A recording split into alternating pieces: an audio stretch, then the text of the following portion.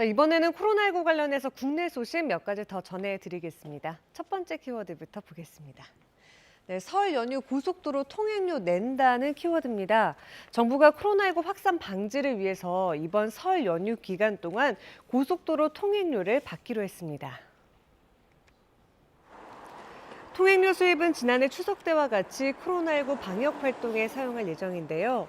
정부는 또 설 연휴 고향, 친지 방문과 여행 자제를 권고하기 위해서 특별 방역 대책을 내놨습니다. 철도 승차권은 창가 좌석만 판매를 하고 연안 여객선 승선 인원은 정원의 50% 수준으로 제한합니다. 봉안시설도 설 연휴 전후 5주간은 예약제로 운영하되 실내에서 음식물을 섭취하는 것을 금지했습니다. 네, 두 번째 키워드 보겠습니다. 네, 올해 수출 7.4% 증가 전망된다는 키워드입니다. 주요 수출 기업들이 우리나라의 올해 수출이 회복세를 보이겠지만 코로나19의 영향을 완전히 벗어나지는 못할 것이라고 전망했습니다.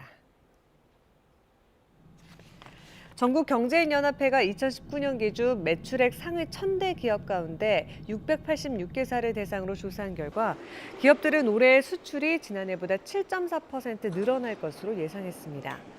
지난해 수출 감소에 따른 기저효과, 백신 개발 후의 경기 회복에 대한 기대감 등이 반영된 결과인데요.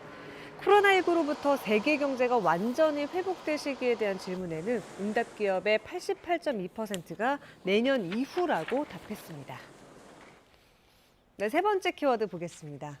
네, 공항 이용객 급감 12년 만에 처음이라는 소식입니다. 이 코로나19 여파로 지난해 국내 공항 이용객이 글로벌 금융위기 이후 12년 만에 처음 감소했습니다. 통계청에 따르면 지난해 전국 15개 공항 이용객 수는 6,502만 7천여 명으로 집계돼 1년 전보다 60% 가까이 줄었습니다. 특히 인천공항 이용객 수는 지난해 1,205만 명으로 전년의 6분의 1 수준에 그쳤는데요. 반면 제주공항은 2,105만 명, 김포공항은 1,745만 명으로 인천공항보다 이용객 수가 많았습니다. 네, 마지막 키워드 보겠습니다. 네, 경기 재난기본소득 신청 가짜 사이트 적발한다는 내용입니다. 오늘부터 도민 1인당 10만 원씩 지급하는 2차 재난기본소득 온라인 신청이 시작되는 가운데 가짜 신청 사이트가 발견돼서 경기도가 경찰에 수사를 의뢰했습니다.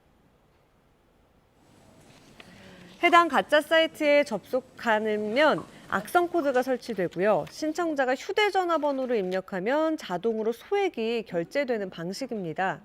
경기도는 최근 14건의 가짜 신청 사이트를 발견, 포털 사이트 요구해서 즉시 삭제 조치했다고 밝혔습니다. 경기도는 재난기본소득 홈페이지에서만 온라인 신청을 받고 있다며 다른 주소에 접속하지 않도록 주의를 당부했습니다. 지금까지 코로나 Q&A였습니다.